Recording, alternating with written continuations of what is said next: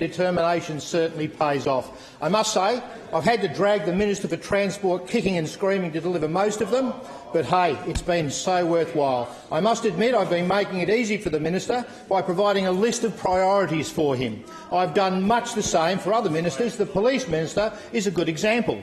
It's probably best to list some of the successes so far. Exit 54, the opening of which resulted in the $500 million Coomera Town Centre, as well as hundreds of millions of dollars of additional private investment in the northern Gold Coast. Tick.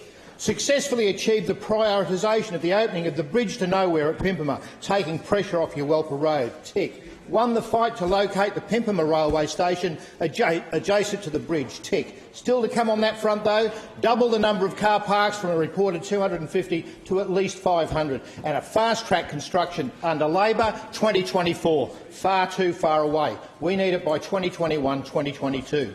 Nominated the site for the Pimpama Police Station on Cox Street, Pimpama, even when I was told it would never be built. Well, we didn't give up, and yes, it will be built. Tick. Negotiated the land for the Coomera Dredge Spoil facility, which should have been up and running 3 years ago, but thanks to Labor has only just been opened. Still to come on this list is the off-ramps. We've dredged the river, now we need the capacity to get the super yachts into dry dock.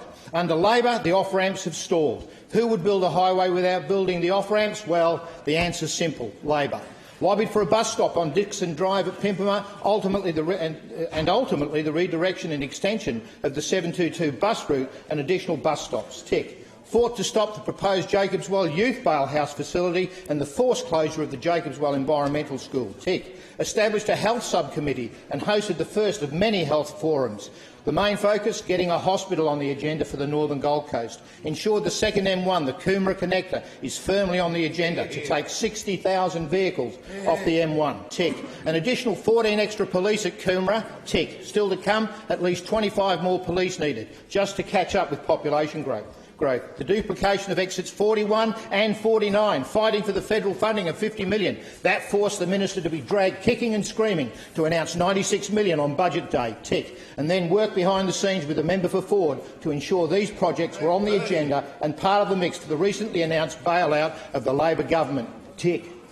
Increased car parking at Ormeau Railway Station from the announced 70 to at least 110 additional car parks. Tick. The above list isn't exhaustive, but there are many more wins. But it's important to look at the future, including the upgrade of exit 38, an additional exit 45 south of the Pimpama River, and an additional northbound entry onto the M1 on the western side, and an existing exit 45 north, as well as improvements to exit 45. And the list goes on. Thank you, member for Coomera. I call the member for Springwood. Thank you.